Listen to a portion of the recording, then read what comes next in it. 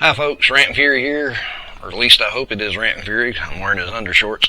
That's an old Val Kilmer movie line from way back when. With this week's episode, the Ruger number 1, this one's in 257. First thing, we do the chamber check, make sure everything's safe. Drop the chamber, it's empty. Go ahead and shut the lever back.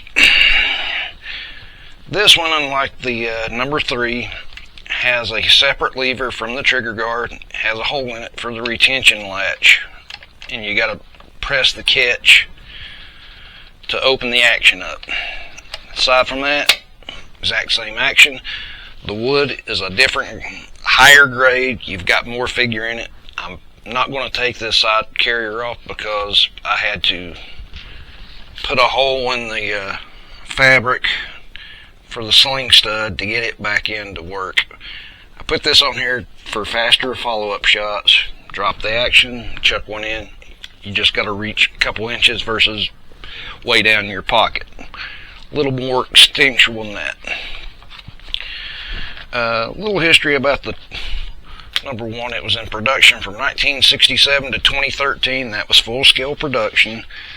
Since 2014, it's been in limited production with different specialty vendors that Ruger makes limited runs for.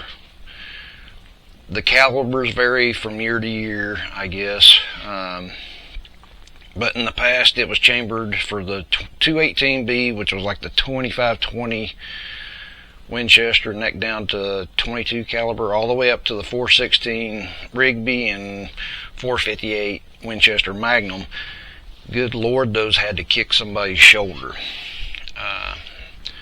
Like I said, this one's 257 Roberts, which is a 7x57, neck down to 25 caliber. And do that versus the 4570, which I brought out for the number 3 video. The casing is just a smidge longer, maybe about the same, or just a hair under case diameter, and rimless. I bought this gun back in 1998. Traded a Savage 110 that was a shoulder kicker in 270 that left me scarred on the eyebrow a few times. It wasn't that I wasn't holding the gun right, it was just the stock on that gun didn't want to absorb the recoil even with a rubber pad. This one has a pretty good pad on it, so you don't have to worry about that. I measured the barrel earlier on this one. This is about a 26-inch barrel. One of the limited editions for this year is like the 257 Weatherby Magnum. It's 28 inches. Despite the 26-inch barrel length, because of the short action, it's probably about the same length as a 24-inch bolt action. Not the handiest, but it's not going to snag everything as long as you're probably doing a little more open terrain hunting or from a blind. And as promised, get the mic cord out of the way. Got the number 3 here. Plain walnut, fancy walnut. The figure on the number 1 is a lot better.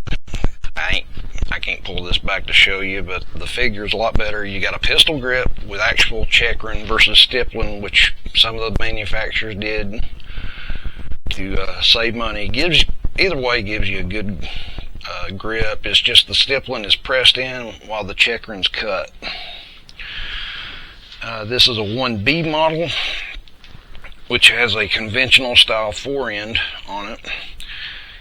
Ruger made several different models. The RSV or RSI International had the full stock Mannlicher style. It was a 20-inch barrel. One point it was 308, 7x57, several other calibers. Beautiful rifle, just a little bit shorter than what my tastes are. So I kind of passed on one of those.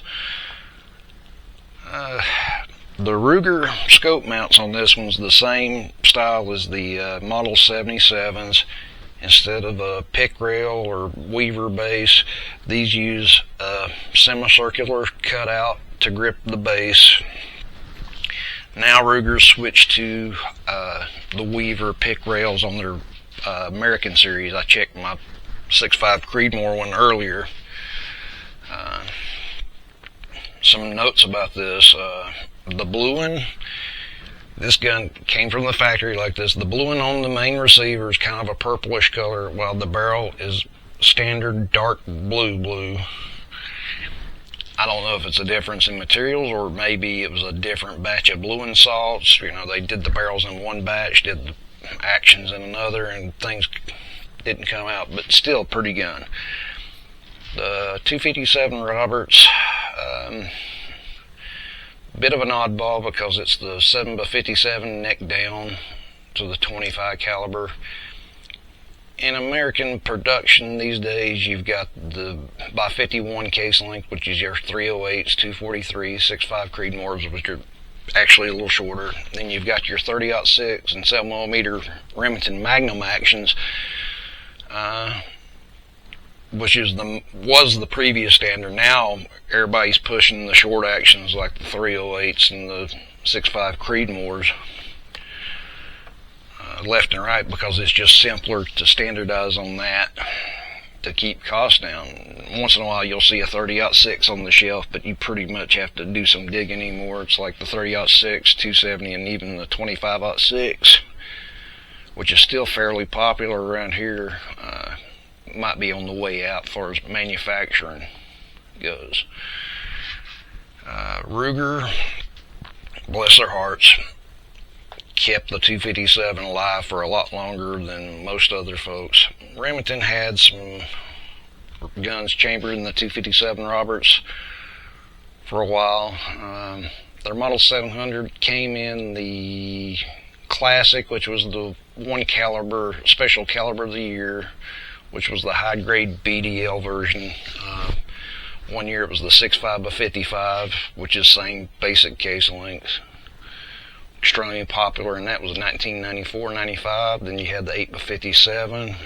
Basically it was a collector's rifle, but it brought interest to those two calibers, and I kind of wish they would do it again, but it doesn't, you know, it's a bastard size length, action length, so they probably won't.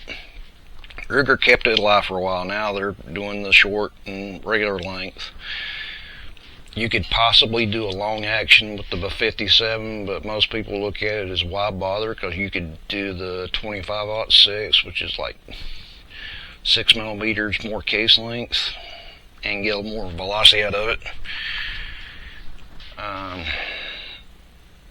of a moot point, but that was part of the ranting section. The 257 Roberts has bullet weights from 80-some grains all the way up to 120. These are 100 grains, same as the 243. Back when the cartridge came out, it was seen as a combination deer and varmint round. This was before the 243 and 6mm Remington, which was another 57 case length, come out, and the 6mm just took everything away, because you can get down to 70 grains for the varmint all the way up to 100. But the 257 is still a good dual purpose rifle. It's pretty much hand loading only. There's only seasonal runs of ammunition these days. Brass is getting harder to find, which I've still got quite a bit from 30 years ago. And worst case, I'll see if I can run 25-06 through the die and trim it down, but hopefully it won't get that bad in the future, but you never know. It's a pretty useful caliber. It is real easy on the shoulder. Now this gun, with it being the long barrel it is and the heavier walnut stock, it is pretty hefty. Compared this to my 6.5 bolt action, the 6.5 Creedmoor Ruger American, this is heavier. But you prop it up on a rest, as long as you're breathing right, you should be able to knock the butt end out of a buck or a doe or a coyote at several hundred yards. I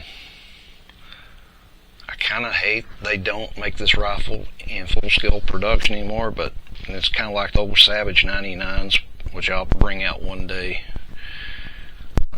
The fit and finish is more than what commercial production says is necessary these days.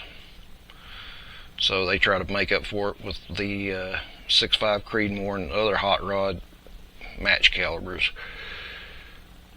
Thing is, I've talked to people that's shot deer with 30-06s, 6.5s, 243s. If you goose the shot up or use the wrong bullet, the deer's going to walk off. So you've got to know your weapon and know the ammunition it likes and know what the ammunition can do.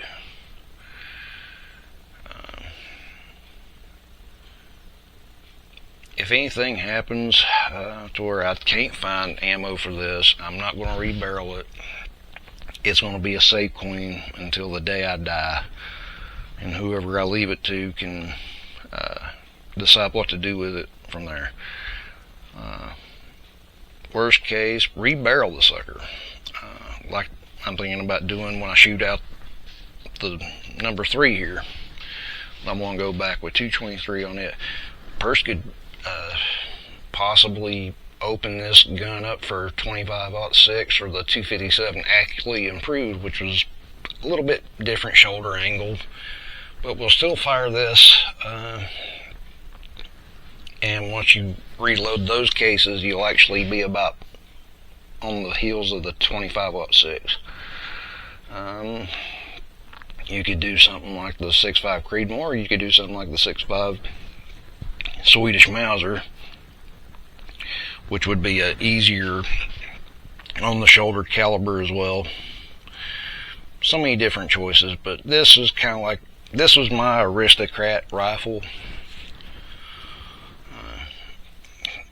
back during the dying days of the classic wooden steel guns. Now everything's simplified. You got composite or laminated stocks if you're lucky. Got the AccuTrigger crap, which I don't like least bit.